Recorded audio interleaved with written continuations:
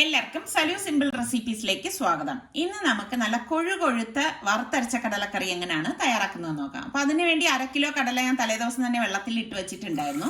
നന്നായിട്ടൊന്ന് കഴുകിയ ശേഷം പ്രഷർ കുക്കറിലേക്ക് പാകത്തിനുള്ള വെള്ളവും ഉപ്പും 1/2 ടീസ്പൂൺ മഞ്ഞൾപ്പൊടിയും ചേർത്ത് കുക്കർ മൂടി ഒരു 4 വിസിൽ വരെ ഇതൊന്ന് വേവിച്ചെടുക്കണം. ഓരോരുത്തരുടെ കുക്കറിനെയൊക്കെ ഡിപ്പെൻഡ് ചെയ്തിരിക്കും വേകുന്ന ടൈം.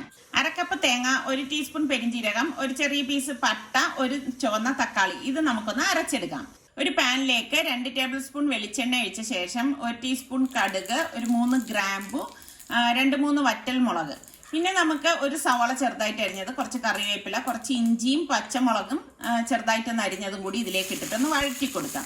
പച്ചമുളകൊക്കെ നിങ്ങളുടെ എരിവിന്റെ പാകത്തിന് എടുത്താൽ മതി. ഒരുപാട് ഇത് വഴലേണ്ട ആവശ്യമൊന്നുമില്ല, ജസ്റ്റ് ഒന്ന് വഴണ്ടാൽ മതിയാവും കേട്ടോ. അപ്പൊ ഇത്രയും വഴണ്ടി വരുന്ന ആ ഒരു സമയത്ത് 1/2 ടീസ്പൂൺ മഞ്ഞൾപ്പൊടി, 2 teaspoon Kashmiri chilli powder, 3 teaspoon മല്ലിപ്പൊടി, 1 ടീസ്പൂൺ ഗരം മസാല പൊടി, 1 ടീസ്പൂൺ കുരുമുളക് പൊടി, പാകത്തിനുള്ള ഉപ്പ്, ഇത്രയും ചേർത്തിട്ട് നന്നായിട്ടൊന്ന് ഇളക്കി കൊടുക്കണം.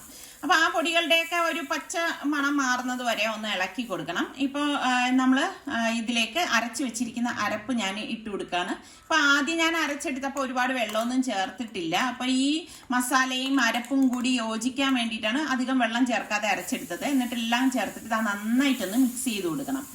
അപ്പൊ ഇതുപോലെ ഒന്ന് മിക്സ് ചെയ്തെടുക്കണം കേട്ടോ. ഇനിയാണ് നമ്മൾ ഇതിലേക്ക് വേവിച്ച് വെച്ചിരിക്കുന്ന കടല ചേർത്ത് കൊടുക്കുന്നത്. അപ്പൊ വേവിച്ച വെള്ളത്തോടു കൂടി തന്നെ കടല ഇതിലേക്ക് ചേർത്ത് കൊടുക്കുകയാണ് ചെയ്യുന്നത്. എന്നിട്ട് നന്നായിട്ടൊന്ന് മിക്സ് ചെയ്ത് കൊടുക്കാം. അപ്പൊ നിങ്ങൾ കടല വേവിക്കുമ്പോൾ അത് കണക്കാക്കി വേണം വെള്ളം വെച്ച് വേവിച്ചെടുക്കാൻ. അപ്പൊ ദാ കടല ഒന്ന് കുറുകി നല്ല തിള വന്നിട്ടുണ്ട്.